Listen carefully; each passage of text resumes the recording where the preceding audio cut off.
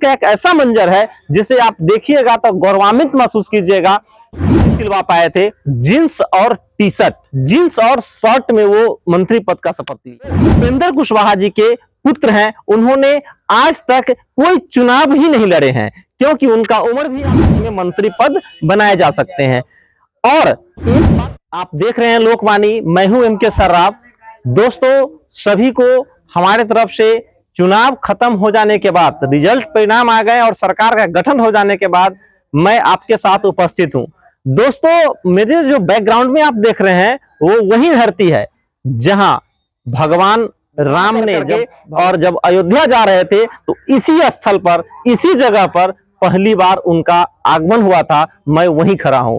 दोस्तों, ये जो बैकग्राउंड में आप देख रहे हैं, ये जो सारे जो पाखर का वृक्ष है, वह एक ऐसा मंजर है जिसे आप देखिएगा तो गौरवान्वित महसूस कीजिएगा। दोस्तों, हम आज बात करेंगे मुख्य रूप से चुनाव संबंधित और चुनाव परिणाम के बाद, जब सरकार की गठन हो गई उसके बाद माननीय मुख्यमंत्री नीतीश कुमार जी ने शपथ लिए और उनके साथ सभी मंत्रियों ने शपथ लिए और उसमें से एक नया मंत्री जी है, उनके बारे में भी बात करेंगे। मैं आपको बता दूं कि आज 21 नवंबर है और कल आपने देखा होगा, कल जब शपथ ग्रहण समारोह हो रहे थे उसमें माननीय मुख्यमंत्री नीतीश कुमार जी ने मुख्यमंत्री के शपथ लिए और 2 डिप्टी सीएम सम्राट चौधरी जी ने उप मुख्यमंत्री और विजय कुमार सिन्हा जी ने उप मुख्यमंत्री पद के शपथ लिए और 26 मंत्रियों का शपथ ग्रहण कल हुआ। उसमें एक नए मंत्री जो आपने देखे होंगे, कुर्ता भी नहीं सिलवा पाए थे, जींस और टी शर्ट, जींस और शर्ट में वो मंत्री पद का शपथ लिए। वो कोई दूसरा नहीं है, बिहार के कुशवाहा समाज के चर्चित नेता उपेंद्र कुशवाहा जी। उनका चहेते पुत्र दीपक प्रकाश जी ने भी मंत्री पद का शपथ लिए। उधर मैं बता दूं, मांझी जी के पुत्र संतोष सुमन जी ने भी मंत्री पद की शपथ लिए और एलजेपीआर से भी 2 मंत्री पद का शपथ हुआ। मैं अब बात करता हूं दीपक प्रकाश जी के बारे में। दीपक प्रकाश जी वो उपेंद्र कुशवाहा जी के पुत्र हैं। उन्होंने आज तक कोई चुनाव ही नहीं लड़े हैं क्योंकि उनका उम्र भी आप देखते हुएगा कम है और कोई चुनाव ही नहीं लड़े, कोई सदन के वो सदस्य नहीं है, फिर भी उन्होंने मंत्री पद की शपथ ली।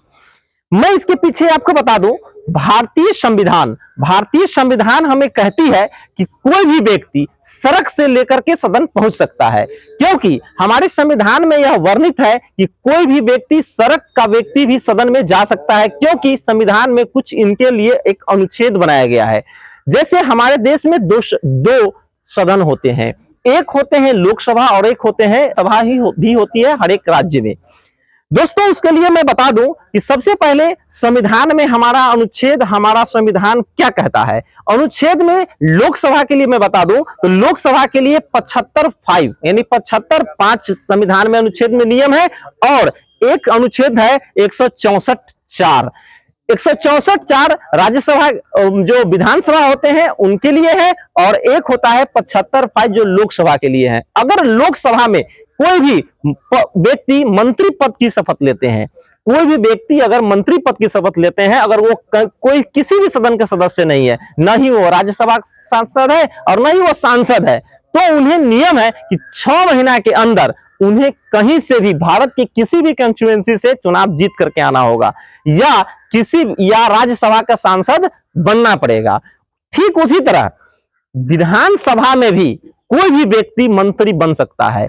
जो 164(4) कहता है कि कोई भी व्यक्ति विधानसभा में भी मंत्री पद बन सकता है, मंत्री बन सकता है, उनके लिए भी वही नियम लागू होती है कि 6 महीना के अंदर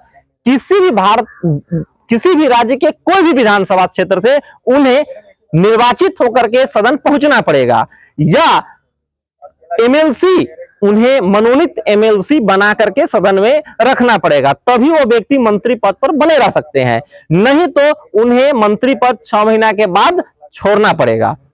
दोस्तों, इसके पीछे मैं बता दूं मुख्य कारण कि कल जो दीपक प्रकाश जी ने मंत्री बने उनके लिए भी यह नियम लागू होगा। उन्हें कहीं से भी किसी भी विधानसभा से जीत कराना होगा 6 महीने के अंदर, नहीं तो एमएलसी बना करके उन्हें मंत्री पद बरकरार रखा जाएगा। इस तरह के नियम हमारे संविधान, हमारे जो लोकसभा, राज्यसभा, विधानसभा चलते हैं उसमें संविधान में जो लिखा हुआ है उसके अनुसार मैं बताया और उसी के अनुसार हमारा देश चलता है। संविधान से बड़ा कोई नहीं होता है, संविधान को फॉलो करना पड़ता है।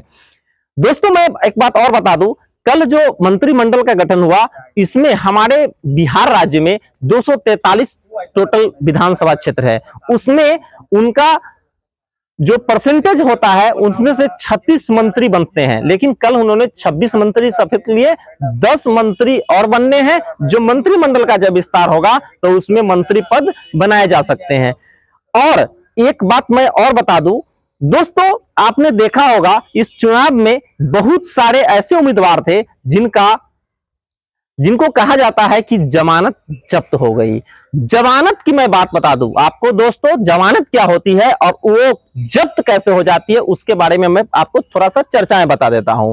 दोस्तों सबसे पहले क्या होता है कि कोई भी विधानसभा का चुनाव हो या लोकसभा का चुनाव हो, अगर लोकसभा के चुनाव में कोई भी प्रत्याशी चुनाव लड़ते हैं उन्हें 25,000 यानी 25,000 की राशि टीआर के तौर पे जमा करना पड़ता है चुनाव आयोग को, और वो उसमें भी एसटी और एससी वर्ग के लोगों को 15,000 की राशि जमा करना पड़ता है।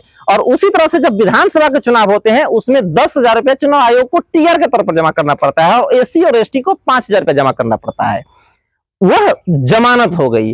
और मैं जमानत जब्त की बात कर रहा हूं दोस्तों, होता क्या है, ऐसे माना जाता है, मैं एग्जाम्पल के तौर पर बता दूं कि किसी भी कंस्टिट्यूएंसी में या किसी भी विधानसभा क्षेत्र में अगर 1 लाख वोटर हो, 1 लाख मतदाता है, अगर उसका 60% यानी 60,000 मतदाताओं ने अपना वोट डाला, उसमें से जितने भी वैध वोट है, जितने भी वैध उसका 1/6 यानी 60,000 हुए तो 10,000 वोट प्रत्याशी को आना चाहिए। अगर 10,000 वोट नहीं आए तो उनकी जमानत की राशि वापस नहीं होती है, उसी को जमानत जब्त कहा जाता है। आपने देखा होगा इस विधानसभा चुनाव में बहुत ऐसे प्रत्याशी हैं, वोट आया 1.5 लाख और उनके प्रत्याशी को वोट आया 2,000, तो वो उनका जमानत नहीं बचेगा, यानी वो राशि उनको वापस नहीं मिलेगा। जमानत का मतलब ये नहीं हुआ कि वो चुनाव नहीं लड़ सकते, अगली बार चुनाव वो बिल्कुल लड़ेंगे, उनकी जो राशि है उनका पैसा वापस नहीं आ पाएगा। ये सब जानकारी आपको कैसी लगी मुझे कमेंट में बताइएगा, क्योंकि एक कमेंट हमें आगे बढ़ने की प्रेरणा देती है। इस प्रकार की तमाम वीडियो हम लेकर के आते रहेंगे, तब तक देखते रहिए लोकवाणी सीतामढ़ी बिहार। मैं हूं एम के सराफ, धन्यवाद। आप स्वस्थ रहें, मस्त रहें, ऐसी मैं कामना करता हूं। धन्यवाद।